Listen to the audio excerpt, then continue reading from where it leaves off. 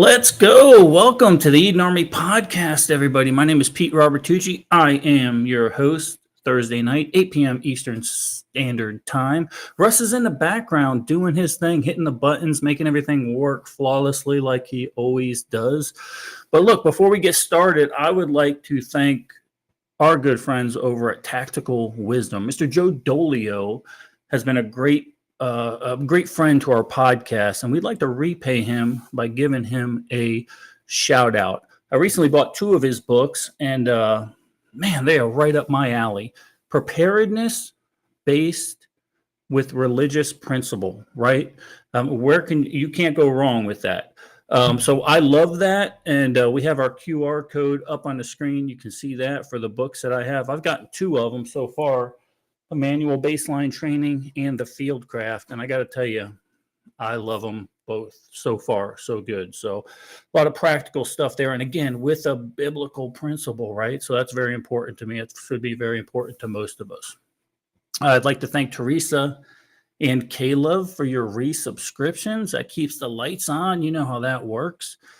But I'm really excited tonight because we have a guest, Miss Stephanie Johnson from Rebuilding Hollers, a person who practices what she preaches, right? That's what we all should do. She put her life on hold to help her tribe, to help her community. And what do I mean by that? Well, I mean, I'll tell you, on September 26th of last year, Hurricane Helene made landfall in the Big Bend area of Florida, on the Florida Peninsula. I think it had something like 140-mile-an-hour winds, but it didn't stop there, right? It kept going north. It made its way all the way up to North Carolina, where it dropped approximately 31 inches of rain. And according to some of the experts did $250 billion with a B dollars worth of damage. And there was unfortunately a death toll, which is yet to be determined because they're still finding lost souls. But the death toll as of today was 251 lost souls. So listen, before we bring Steph on, I want to remind you guys of what actually happened that day. So I'm going to run this. Yeah, the hurricane's sheer size and its incredible strength is expected to bring life-threatening destruction to large parts of the South over the next few hours. Millions of people have already boarded up their homes and tried to find places to safely hunker down. It is so serious. One emergency management official told people who chose to ride out the storm to write their names and birthdays on an arm or leg so they can be identified if necessary. We're going to have up to 20 inches of rain in an area that can have significant flash flooding, and that is really life-threatening, and it comes so much faster than what we see from a storm surge. Today, a bird's eye view of western North Carolina looks like this, dotted with roads wiped off the map, cutting off entire communities where Helene's torrential flooding changed lives overnight. It floated everything inside the house. It even floated a double-door refrigerator and flipped it on its side. John Norwood and his fiancée sought shelter at a friend's house when Helene arrived. A mudslide took out the home. We looked outside and there was a 30-foot tall wall of water and rocks and tree debris just coming at us. First responders pulled him over the floodwaters to safety. His fiancée, Julie LaRue, is still missing. And I crawled around screaming, looking for her, and I just couldn't find her. She's among the hundreds of people unaccounted for, with power and cell service cut off in swaths. Some are resorting to communicating via whiteboard and marker, names of those missing and updates when they're found. And it's hard to think that a mile that way and a mile that way, it's all gone. But at least we have this, we can rebuild from here.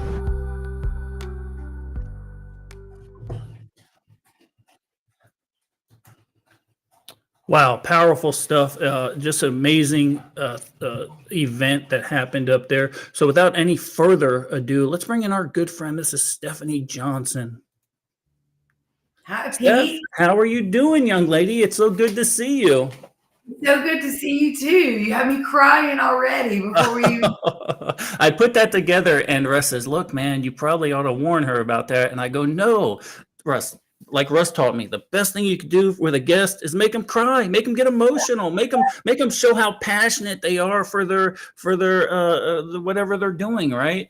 But really, honestly, what devastation, right? What a tragedy So this is something we need to not to forget about. We need to keep that in the forefront of what we're doing. But before we get into to you, Steph, I want to just a quick story, because I think I met you the first time up at either Fallout or Mountain Readiness. And I was the introverted writer that just kind of wanted that. They drugged me along to one of these expos, right? They drugged me along, Chris and Russ did, and they drugged me along to sell my silly books. And I just wanted to hide in the woods. So I get there, I set my table up. I'm there an hour early. And here comes this bombshell blonde next to me. She's all bouncing and happy. And I'm like, this is not going to work. I just want to hide. And she's too just happy. But look, I could tell right away you were a good soul. And I've liked you ever since. So thank you for being on tonight. And thank you for being the person you are. Thank you so much for having me. And I do remember that you were right next to me. So like there was no hiding. I know, exactly. Exactly. So Steph, tell us what life was like for Stephanie Johnson prior to September 26, 2024. What kind of work did you do? What hobbies? Tell us about how you were and what you did prior to this event. So before the storm, I was a local realtor. And the way we met is because my specialty was preparedness, off-grid, homestead, farms. I love working with folks in that were looking for that type of property, which is why we were at the same convention, because for the last 10 years, I would go to preparedness conventions to meet people that may be looking for a unique property and needed a unique realtor to help them in that search. So before the storm, I was living my very best life. Sure. Yeah. We homeschooled our daughter. She was in her, she had just finished her senior year. So she was in her first year of college right at the storm. And so we floated the river. We explored the mountains. We just did exactly what we wanted to do, which was enjoy nature here in the remote mountains of Western North Carolina. See, that's awesome. So you're living your life, everything's going good. Then Helene hits, right? It makes landfall. So it hits the Big Bend of the Florida Peninsula, but nobody expected what it was going to do next, especially up there in North Carolina, South Carolina, Tennessee, Western North Carolina, stuff like that.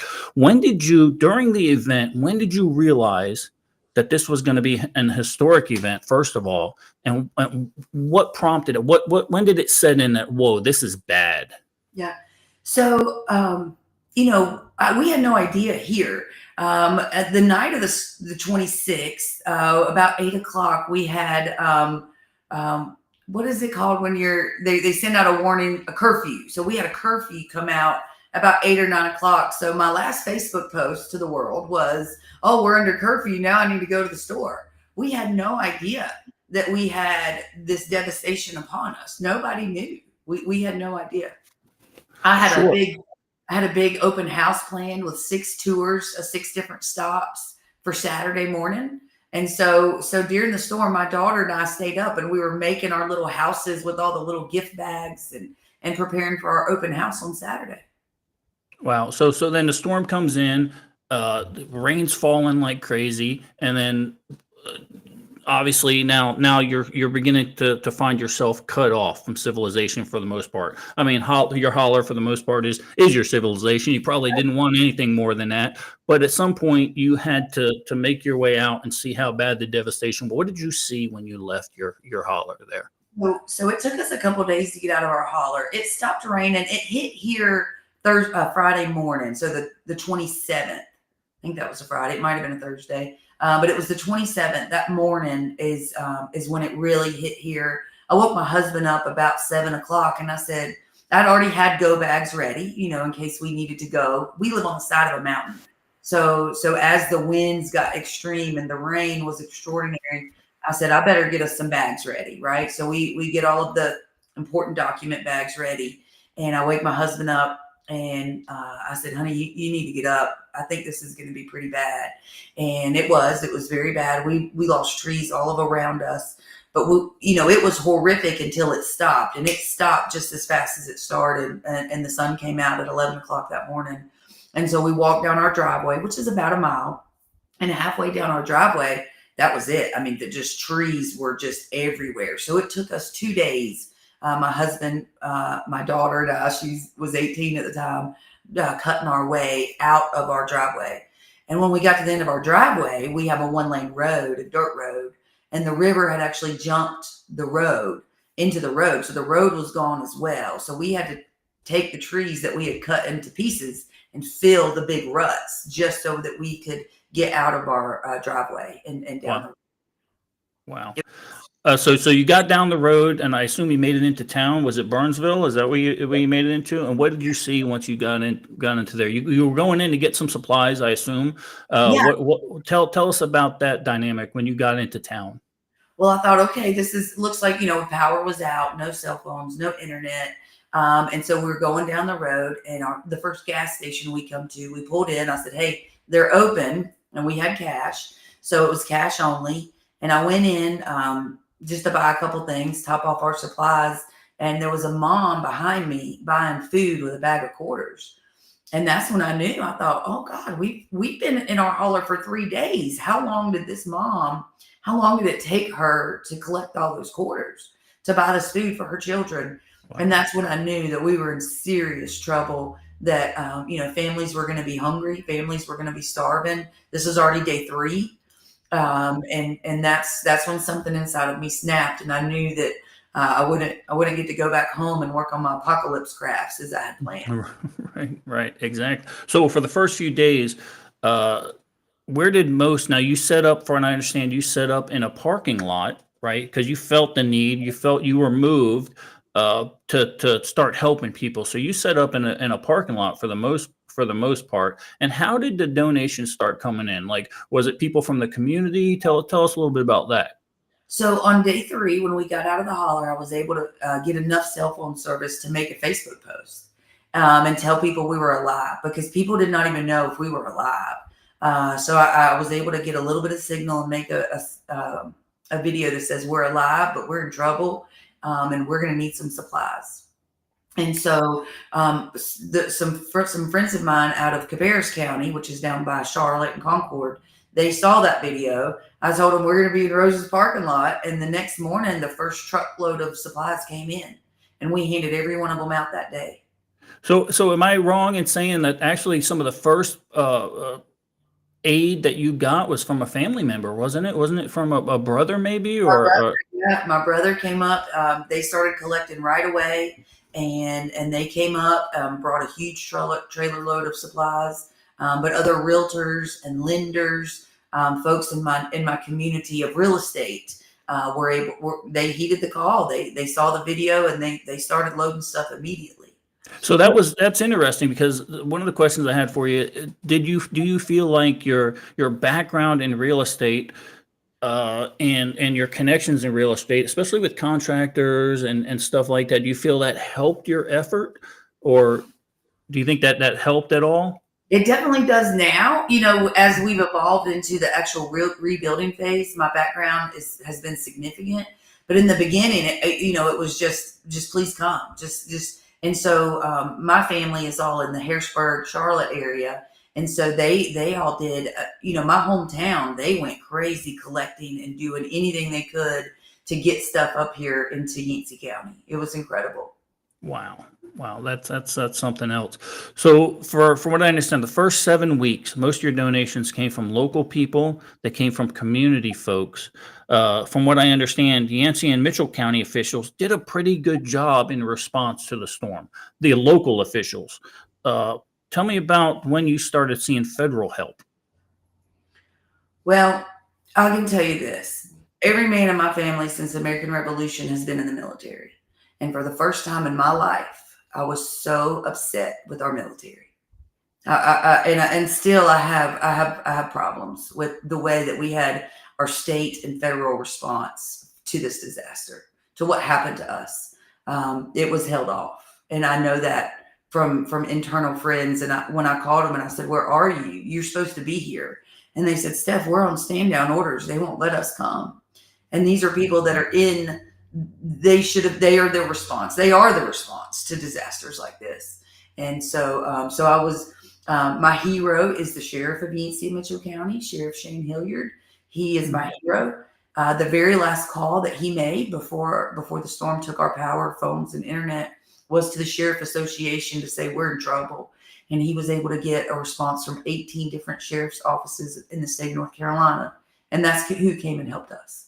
See, and it's always, and this is what we tell people in the preparedness world, right? We always tell people, you are your own first responder. You're on your own. No one's coming to help you. Now, the response to your area, I have my opinion on why you didn't get the response that you deserved. There were other things going on in the world that the administration at the time might have felt were more important, which I don't quite understand, nor do I agree with it, right? But I'm not going to get on my soapbox about that yet. I'll get on my soapbox later about that. But yeah, you're your own first responder. No one's coming to help you. This is why we do the preparedness thing. This is why podcasts like mine, like Tease, like Angry Americans, this is why people tune into these things, because we realize now that, look, we're on our own, guys. No one's coming to help our tribe. And sometimes they're not coming to help our tribe for political reasons, unfortunately. So don't rely on help. Be your own first responder. That's what I say. Guys, I know that we're having a little bit of a problem migrating some of the chat from YouTube and Facebook. I see some Facebook stuff coming in from Steph's channels, which is great. But I know the Eden Army stuff isn't coming through for some reason. I don't know what to tell you, but we're going to go on with the show. Carry on, right? That's what they say, right? Just go with it, adapt and overcome. So like I said, we're our own first responders. We have to have faith in our community and our fellow man. But speaking of faith, tell us about, Steph, and if you don't want to talk about this, that's fine. Tell us about how your spiritual faith and how your beliefs helped you through this ordeal.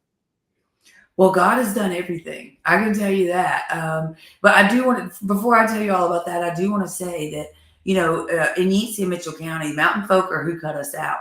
Mountain folk are who started building the roads right away. Mountain folk are who did everything to get everybody out and safe.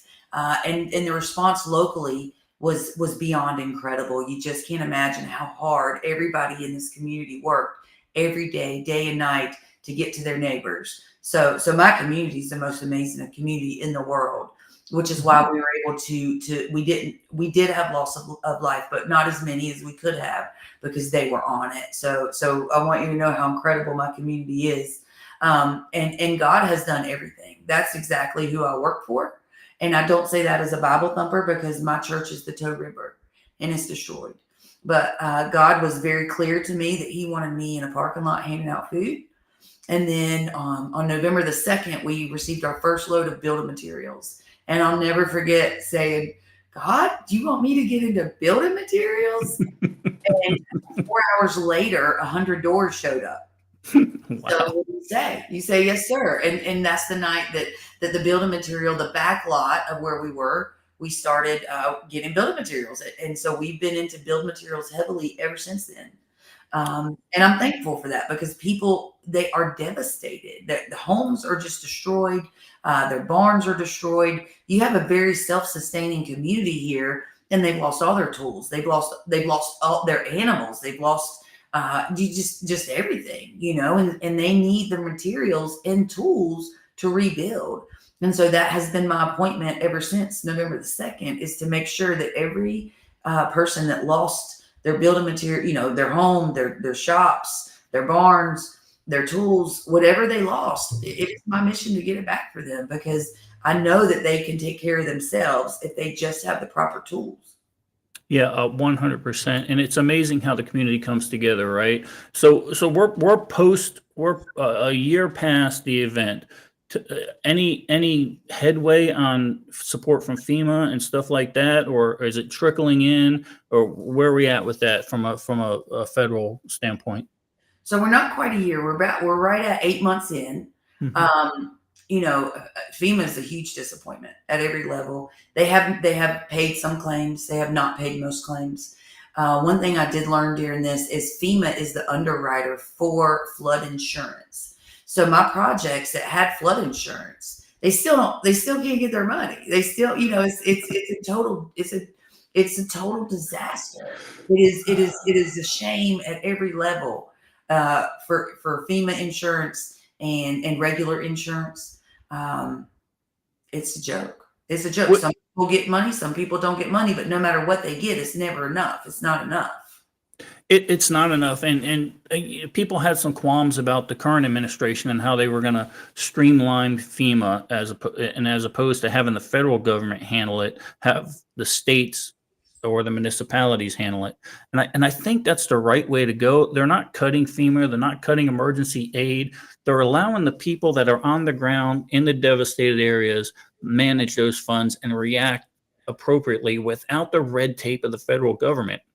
So I don't listen to all the chatter when it comes to cutting FEMA and this and that. The fact of the matter is, the last administration took FEMA funds away for a completely different reason, while you people in Western North Carolina, Tennessee, Kentucky, and Middle North Carolina were suffering during the exact same time. So yeah, I have a little bit of animosity toward FEMA in the way they handled that particular disaster. These are American people that have paid their dues and deserve to be helped. They're not asking for help, but they deserve to have the help. But luckily, it was a blessing that people like yourself, Stephanie, stepped up and really took charge there. Because I mean, ultimately, like I said, that's what we need to do. And there's nothing ashamed of. Rev said, "Look, there's nothing to be ashamed about being a Bible thumper." You know, like that. I love God so much. Reverend Finch is my spiritual Eden Army advisor, and he has definitely made me not ashamed to be a Jesus freak, and I'll proclaim that right now. Know that I don't. That my church is here. My church is in nature. My church is in the river. My church is in my community. And so it's not my home church is my home. It is here. It is everybody here. And so I just always like to reiterate that because people don't understand how real God is. I mean, he talked directly to people's hearts and he said, go help them. And they came and they still come. They still help us. And I know it's because God told them to. I could tell you miracles after miracles that God has performed that are unimaginable. It's like he wrapped bubbles around houses and kept them safe. He sent people with items that we needed exactly at the moment we needed it. It walked in the door to help a family that had lost family members that was suffering. And what God has done here is incredible. So I say that so people understand how real God is. He is very much alive and very real here in Western North Carolina. Yeah, and he is worldwide. And sometimes we forget that. Sometimes we kind of get caught up in our own lives. Everything's going good. We kind of forget that the reason things are going good is because we're not in charge to begin with. So if anything goes good, it was given to us to begin with. Russ, you can pop a question up. I know there's some questions coming in on Kick Chat and other stuff. You can pop them up and we'll address those as they come. Guys, if you have any questions for Steph, just hashtag rebuilding, ask the question, and Russ will do his due diligence and get it up on the screen for you. Finch said, did the church step up and do their job? Well, I mean, I imagine since the church was destroyed, Rev, it'd be kind of hard for them to, but maybe you can answer that. Did the church, local churches there help much? We have a ton of local churches here, and so many of them did. They opened their doors immediately. The church right above our office here now, they actually had their preacher for like 6 days. He was a brand new pastor for the church. And so, yes, so many churches, and not just churches here, churches all over the country have stepped up and come and helped us. There's a church out of Alabama that has been incredible support team for us, helping us get the things we need, collecting, monetary donations and buying us the things we need. The churches have been incredible. I've been so thankful. Yeah, we're certainly lucky, especially, we try to, a lot of times try to distance ourselves from the good that the church does. But they still have a purpose and are doing certainly good work. Guys, I didn't do my due diligence. I'm sorry because I forgot Steph had paired her channels. My name is Pete Robertucci. I run this little podcast on Thursday nights, 8 p.m. Eastern Standard Time. I write silly post-apocalyptic books, and I'm kind of into prepping. So we do this on Thursday nights. So feel free to join us whenever you want. And Stephanie's part of our tribe. So, she's like Kate says, her and her team are just incredible. And I wholeheartedly agree with that. Very cool. So, Steph, you've been blessed and successful with a company called Rebuilding Hollers, a 501c3. Now, I understand you're taking this thing to the next level. I understand that you are doing something that I have a hard time doing, and that diving into this podcast world, right? Tell us about Rebuilding Hollers, the podcast, and what you hope you can accomplish by getting that word out on every Friday night on at 8 p.m. I'm so excited to start a podcast. I've kind of been doing a podcast already as far as with the Facebook Lives. That's how I started everything in Rose's parking lot. I would just get on lives once we had a Starlink, and I would just tell people what we need, what we didn't have, just all the things. So I'm most excited for the podcast to take us to the next level. I need the whole world to know we are still not okay here in Western North Carolina. I need them to know that Yancey County is the most devastated, with over 7,000 structures damaged or destroyed and over 1,500 homes damaged or destroyed, and that we have a very, very long way to go to get our community up. So the podcast is all about getting the word out and continuing to share our message beyond Facebook, and anywhere that I can get the message out so that people know how incredible my community is, and how I still have such a long way to go to get everybody's homes rebuilt. Well, it's amazing just from looking at the starred comments in my chat, and I've been popping them up as you've been speaking. You are going to do just fine in your podcast. You are a beloved member of the community. I can see it. I'm just going to keep. Let me find another question for you though, so I can just. Here we go. Here's a good one from Cecilia. What are the 5 most important things to have in a disaster? Knowing that you just went through this, you've seen the suffrage that's involved in a real life disaster that wasn't man-made, that was no fault of anybody else. What are the 5 most important things in hindsight you wish you had or you wish other people had? So the number one would be communications, another kind of communication. They've got some really cool like GPS things that you can get satellite coverage on. I think that would have been very good. You can text message on those. I'm not sure what they're called, but it's like in the tracking realm if you were deep in the woods. Mm-hmm. The satellite connection.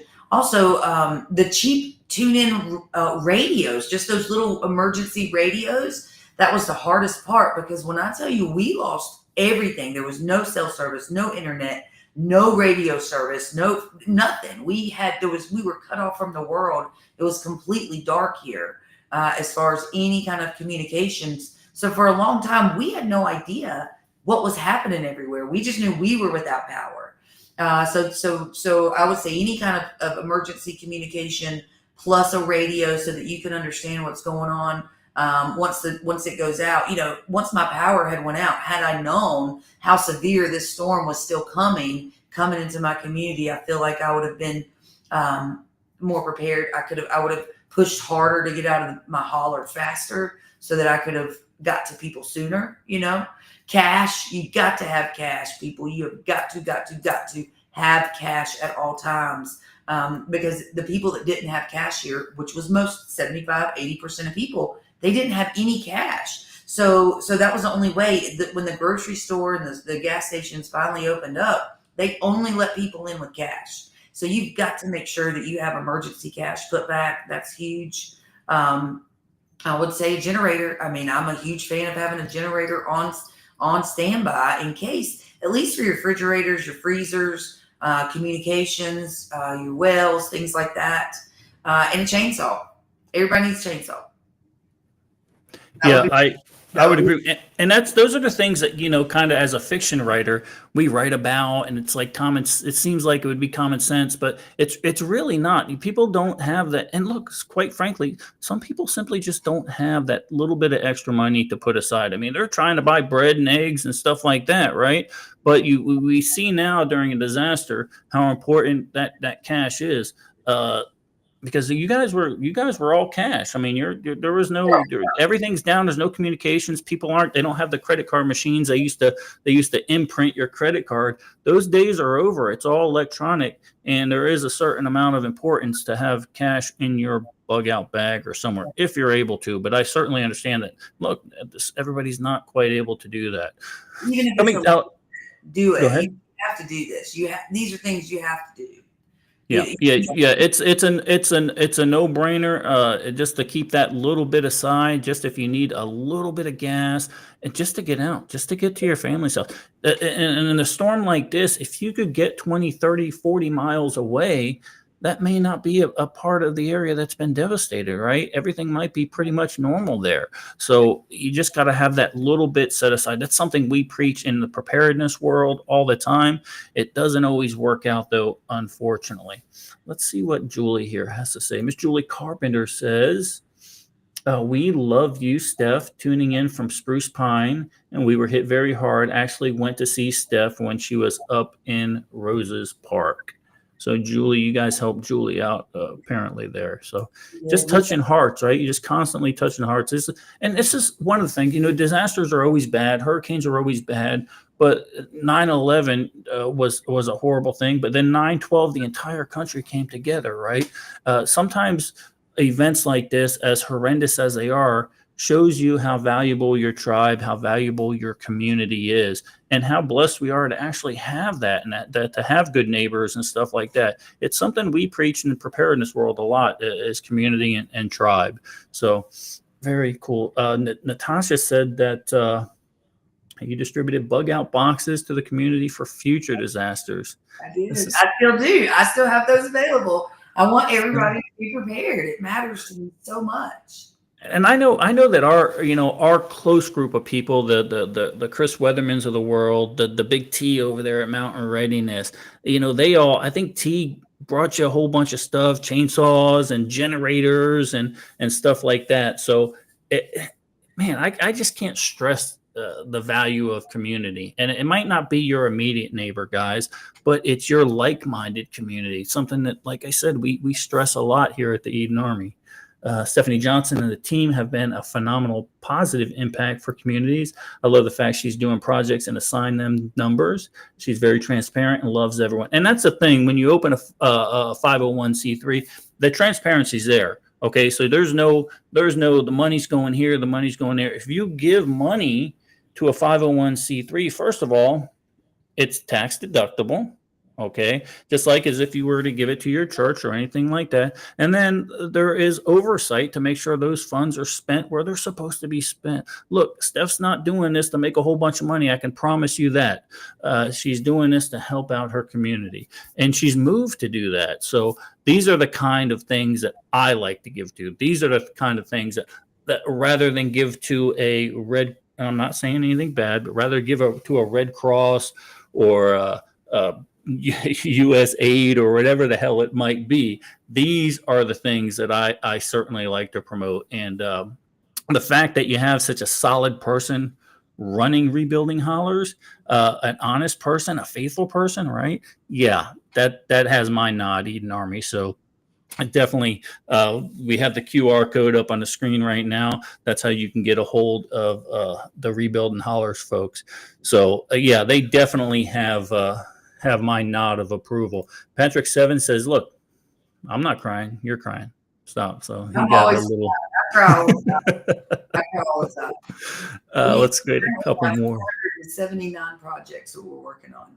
How many? Say again. 479 projects. Wow. That's amazing. Now, is it true? I saw some stuff on the internet, so it must be true.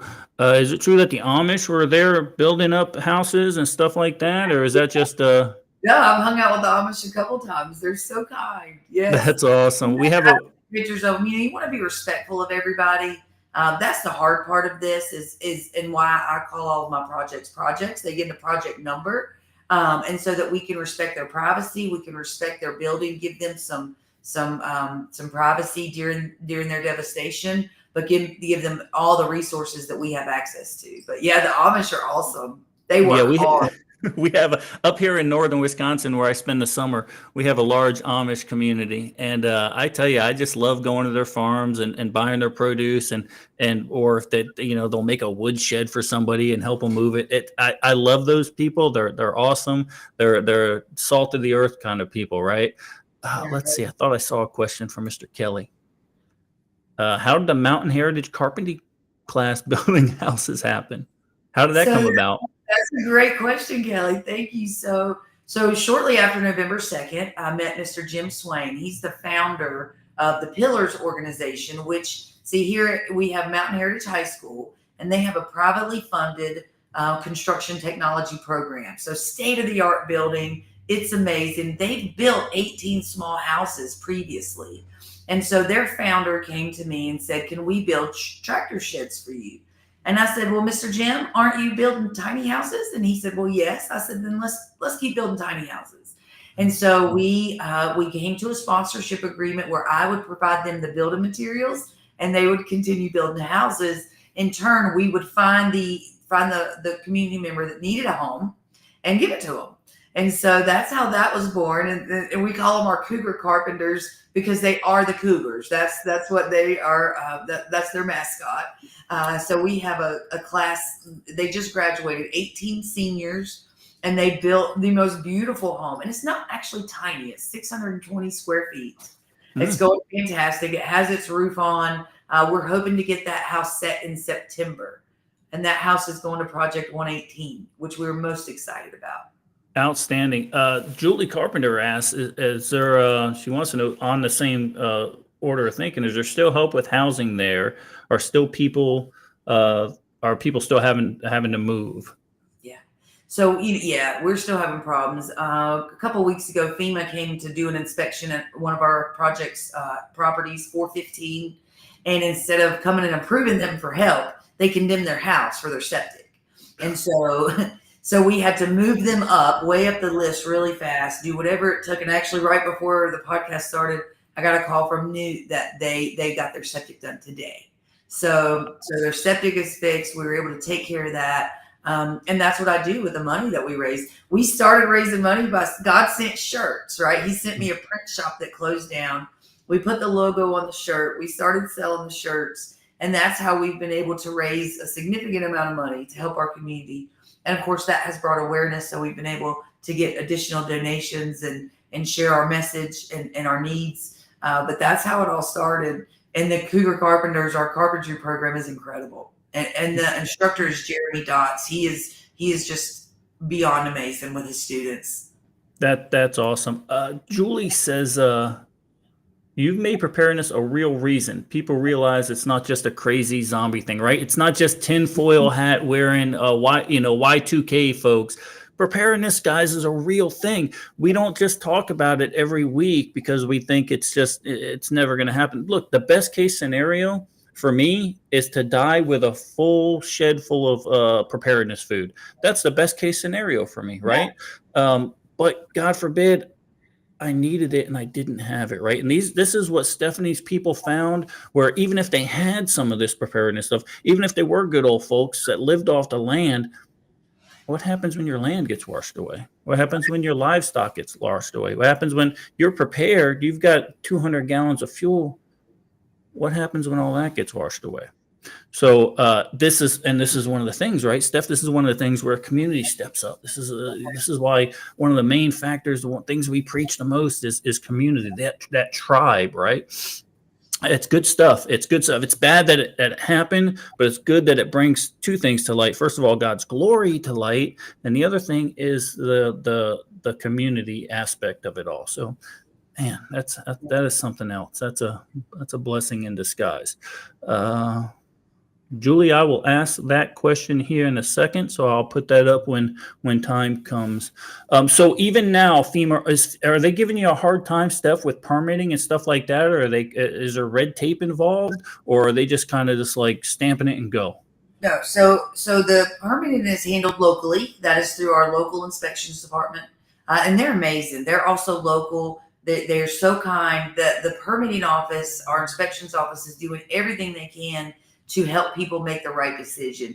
So they've really got to look at that. Is this going to be in a floodway? Is it not going to be, so they're still trying to do that. It's definitely not rubber stamp. They're not rubber stamping things, but they are really putting in the effort to make sure that our community members are rebuilding back safely and properly. Unfortunately, a lot of times when you have a lot of volunteers come in, they throw a house together. It may not be exactly right. Like right. We had a house go up over in Mitchell County. I just heard it through the grapevine. The whole house was built without a permit. Like you have to pull permits, right? There's inspections. They never pulled a permit. They never had an inspection done, and there's cabinets hanging in that house. So our building inspections office, they're incredible. They're local people. They care very much about their community, and they're doing everything they can to help people rebuild their lives. Very good. So are you guys still, speaking of volunteers, are you guys still accepting volunteers? What can people still do to help? We are still accepting volunteers. It is a difficult process. We have so many projects that we're trying to get through. We're working to have a crew. We're working with a local contractor that has a crew designated for us. And so they, this month, actually, that's something that since our Jeep into the Hollers event, now we can fund this crew to just start knocking stuff out, because the volunteers do not come as steady as we need them. I need people working every single day. And so we're evolving in a way where we have a specific crew designated to rebuilding Hollers. They're working under another company, but we are contracting with them to start getting these projects put back together. So Sue, you just mentioned, and there was a question about the Jeeping for Hollers. First of all, let's talk about Jeeping for Hollers. Tell us what you did there and if that was successful or not. I know my good friend Franklin Horton was up there, you guys. So tell me about Jeeping for Hollers. Was that a success? Tell me about it. It was great. So Jeeping to the Hollers, of course, God sent that to me. And he said, you're going to get a Jeep. We're going to bring attention to your area. You're going to have a Jeep to give away. And so the Jeep into the Hollers, the intention was that people need to see our devastation. You cannot imagine what we have experienced, what we are continuing to experience until you see it. And so the DOT has done a great job getting our roads back together. And so we felt that it would be okay to take small groups of tours through the community. And so we were able to do that. We did not have as many tours as we were hoping for, but our downtown event, we had the Jeep tours, we had a silent auction downtown. We had a big shindig on the square where we had a lot of different local vendors. We had a raffle walk where people could go through all the booths and all the stores in town to enter into the raffles that were given away. So it was a multi-level, a lot of things going on event, and it was amazing. We had an incredible time. God did send us a Jeep. He sent it through the George Shin Foundation 3 days before our event.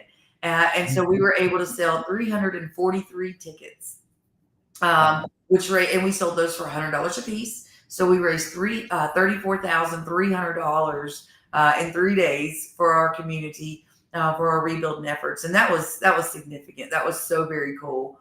We also had a classic and Jeep car show going on at the same time.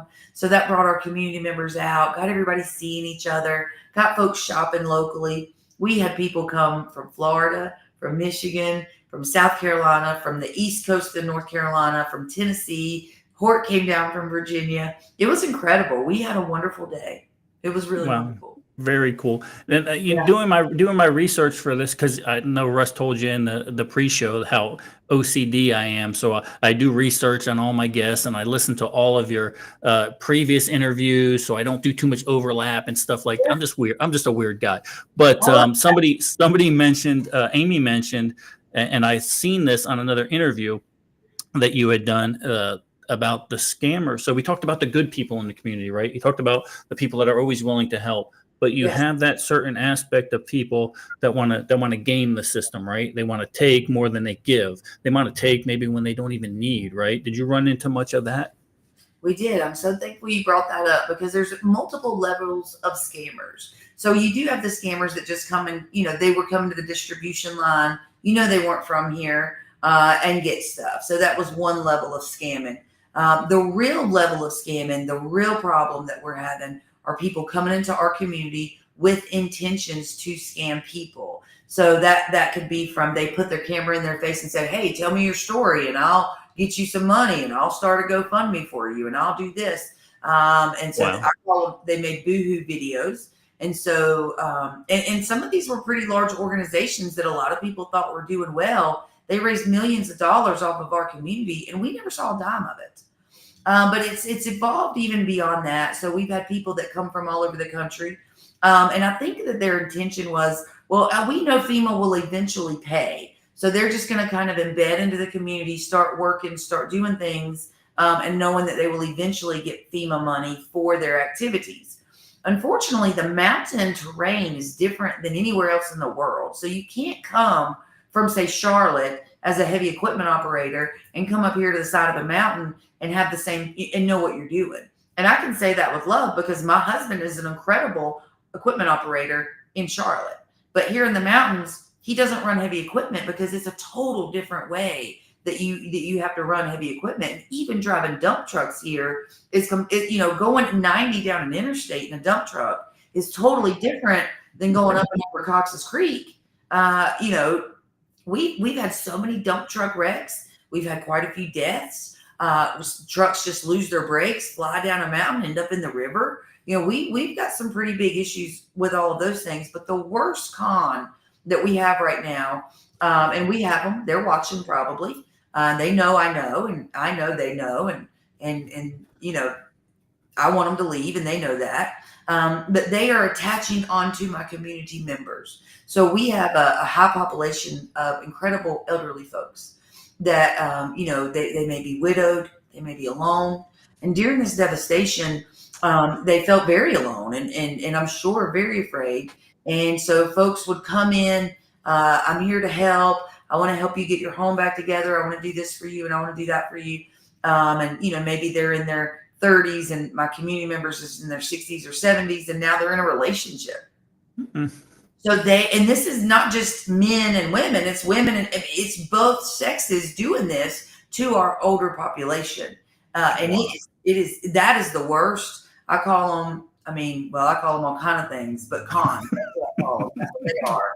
And it's wrong. It's wrong to come in and scam on someone whose home has been devastated, whose spirit is devastated. And just, because people here are so kind and they're so thankful because that's how they treat each other. Here, people take care of each other. So they think someone came in to help them and they're scamming them.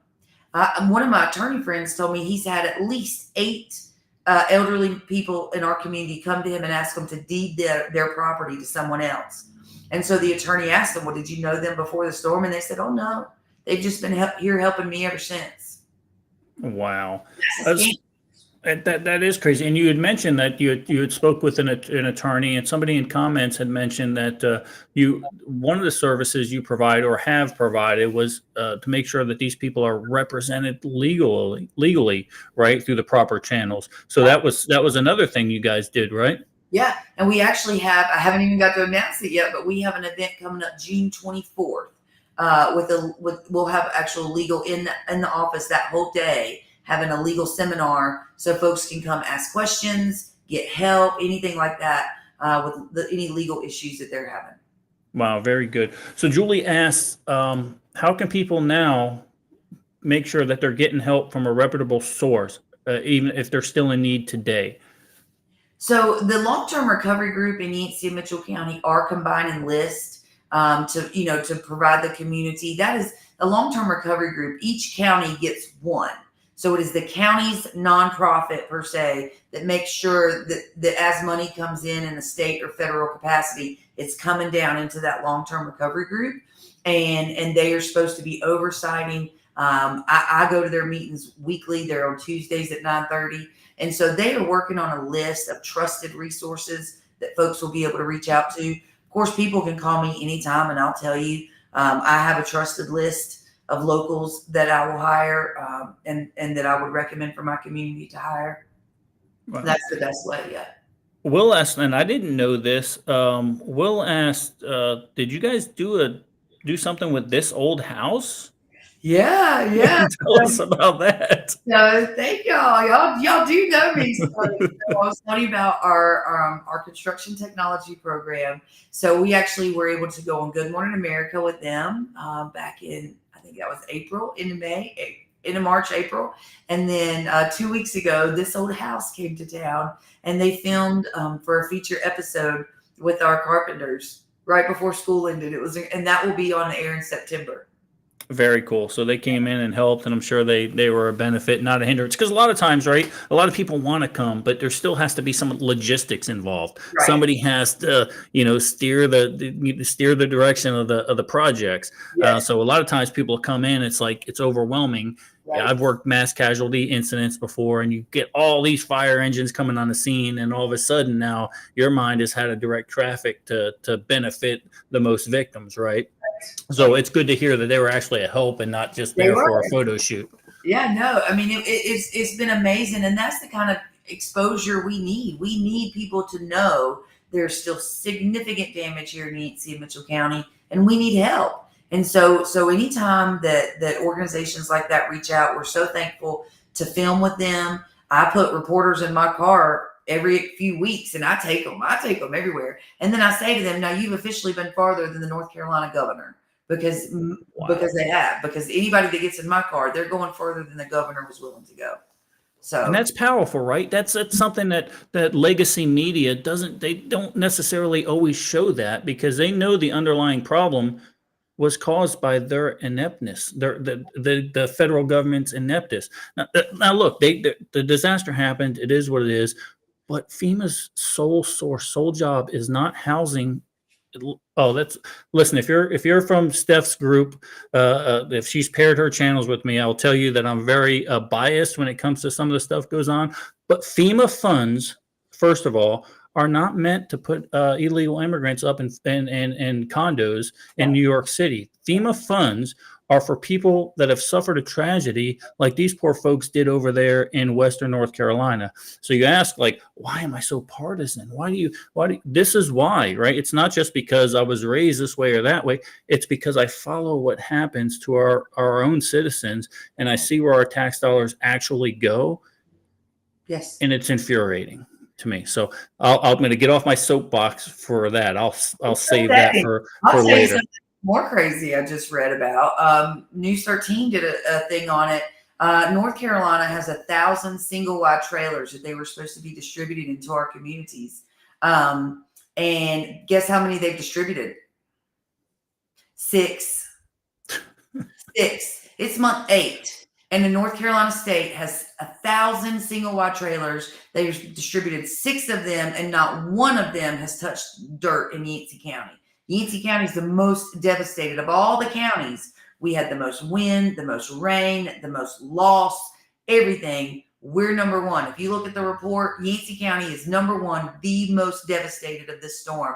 And not one of those trailers has touched ground here. Not one.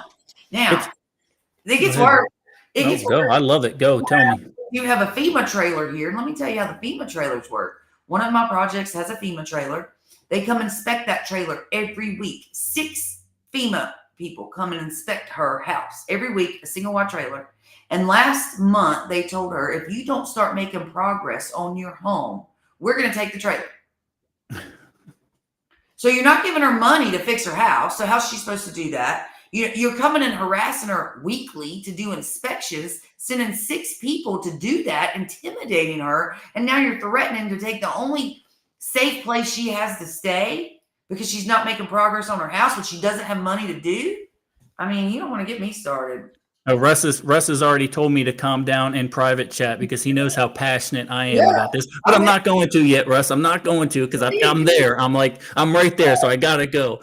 And the fact of the matter, I just saw a report, Steph. 6 trailers. And they divided how much those 6 trailers cost. They haven't gone to anybody yet. These trailers haven't gone to anybody. These 6 trailers cost the taxpayers $600,000 a piece by the time all the bureaucrats got their money. I could have bought that for $89,000. Come on. It doesn't make any sense. Okay, I'm done. I'm not gonna go any further on that. But at least you know. Now you know. You know. Everybody knows. This is facts. This is what's happening. Yeah, and it's funny because they're going to say, no, that's not what's going on. Then go look and see what's happening. Get off of your couch, get out from in front of your computer and put boots on the ground like this young lady has here, and go look and see how American people are suffering and it's not just the last administration, guys. It's the current one too. Okay, the last administration is gone. Okay, so what's happening right now? Not enough. And I feel like the current administration, they did what they said they were going to do. They put it down to the state. Well, let me tell you what happened in North Carolina. We had emergency disaster team.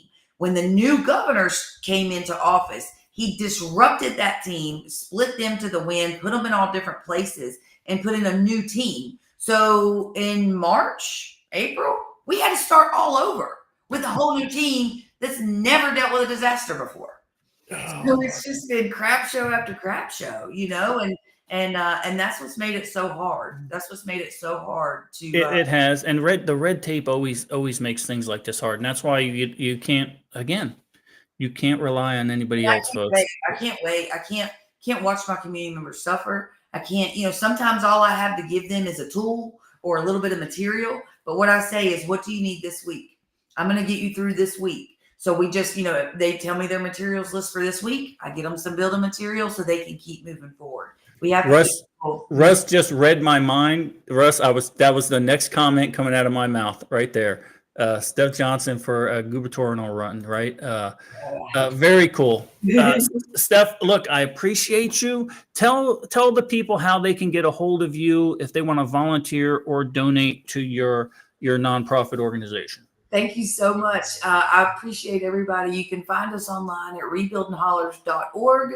And you can see some of our projects there. You can get your merch. You can make a donation. Every dime you send to us goes to buy new building materials and paying local contractors to put our community back together. Very cool. Thank you very much, Steph. You're doing God's work, young lady. It's my honor to know you. It's my honor to call you a friend. And if you need anything from us, just holler. Oh, wait, a last second question came in. I gotta answer. Let's see here. I can't let you go yet. Okay. What is your long-term timeline for your community? So obviously you might have a plan. So let's talk about when's your 80% rebuild plan? So my plan is 5 years. We're 8 months into a 5-year plan. I feel like it's going to take me the first 3 years to rebuild all homes and businesses. And after that, I'm going after our county parks. Our most incredible county parks are destroyed. I will build them back. I have to. We have to have them. And then I have a couple pretty big businesses that are going to need my help in South Toe. And so we're going to fix all of that. But I have 5 years in me. That's my goal. 5 years. Very good. So Rebuilding Hollers will cease to exist. I have no desire to go to someone else's disaster. This 501c3 will cease to exist. Everything we have left, if we haven't spent it all, which I will go to the Pillars organization and fund our high school construction technology forever. Well, very good. Guys, you know how to get a hold of Steph. Remember, her podcast is going to be on tomorrow. Her debut podcast is going to be on tomorrow. How long as good as you, Pete? I don't know. at 8 p.m. She'll be on all the platforms, right? I'll be tuning in. The Eden Army will be tuning in. You've got a big following already, so that numbers are not going to be a problem. So we all look forward to tuning in. With that said, thank you very much, Steph. God bless you. And again, it's an honor to be your friend. We're going to run your Rebuilding Holler promo video right now, young lady. I love y'all. Join Stephanie Johnson, founder of the Rebuilding Hollers Foundation, on Rebuilding Hollers, Come Hell or High Waters, a podcast that celebrates the unyielding spirit of Western North Carolina's recovery after Hurricane Helene. From the Hollers of Yancey and Mitchell Counties, Stephanie brings you powerful stories of resilience, community, and hope as mountain families, volunteers, and local heroes rebuild homes, businesses, and lives. Each episode dives into the heart of this 501c3 nonprofit's mission, from delivering critical supplies to constructing new futures. Hear from neighbors, clearing paths, families overcoming loss, and the Appalachian grit that defies any storm. With Stephanie's heartfelt storytelling, Rebuilding Hollers, Come Hell or High Waters invites you to witness the power of unity and discover how you can support the journey. Tune in Friday nights at 8 p.m. Eastern on Facebook and YouTube to feel the mountains and join the mission. Come Hell or High Waters. Subscribe now and visit rebuildinghollers.org to get involved.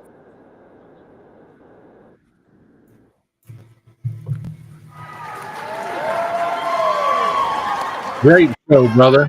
Russ, what do you think of that young lady, huh? What do you think of her? I think is awesome. I think she's absolutely awesome. What she's doing, I agree, man. She is definitely doing God's work up there. I'm proud to be associated with her and helping her with her podcast starting tomorrow. It's exciting. It's good stuff. Bring her back in. Bring her back in. Oh, we're bringing you back in, Steph. There you go. Just when you thought you escaped, they pull you back in, right? Back in. Yep. Oh, good job. That's powerful stuff. It's good stuff, and I'm glad that we were able to continue to bring this to light. Right? I know we got a lot of news going on in the world today. I'm not going to get into it tonight. We've already gone an hour. I'll can it. I think the professionals call canning it until next week. And next week, guys, we have an interesting show. No, we do not. Oh no, they Fraggo on that. Oh, okay. So. Next week we just have a boring show, guys, with me and Russ. But that's all I got, Russ. I'm gonna let you do your thing, brother. Since we're already an hour in, tell us what you thought. Tell us what you're thinking about rebuilding Hollers. What you expect from it, since you'll be on the back end producing it, and just give us your insight for the evening. Man, I tell you, I am really excited. I really agree with Steph's message. I think her podcast is going to be a huge success. If you look at her Facebook reels and the stuff that she is already putting out, her followership is already there. I think this was one of the best podcasts that Eden Army's put out because the message is real, and everybody knows Steph. And even the folks that don't necessarily know the Eden Army that were with us tonight, thank you for joining us. Hope to see you guys tomorrow night. And I always say, concentrate working with your community. And Steph really embodies that sentiment. And guys, always remember, you have a birth date and a death date. Let's worry about the dash. That's all I got. Good job, Russ. Thank you very much. We appreciate you for that. Steph, I know you weren't expecting this, but at the end of the show, we always let our guest, or let myself, or let Russ, give just one tidbit of knowledge, of encouragement to all of our viewers. So guess what, young lady? Not on the agenda, but you're up. Okay. So my best advice ever would be, if you start to panic or you start to worry, you just don't. The Bible says 365 times not to be afraid. So anytime you're afraid, do not be, because you're never alone. You'll never be alone. God hears you. He's with you, and he will never abandon you. So that is my message for the day. I love it. It's a blessing to what's going on, and sometimes we build back up out of the ashes, right? That's what they tell us. So that's what rebuilding Hollers is doing. And guys, like I've said many times, and I've said it many times during this podcast, we are our own first responders. Our safety is in our hands and our hands only. So do the best you can, be prepared, and keep it going. And guys, just do me a favor, be safe out there. But if you can't be safe, be dangerous. Thanks for watching the Eden Army podcast. Don't forget to hit that like and subscribe button. And remember, be safe. If you can't be safe, be dangerous.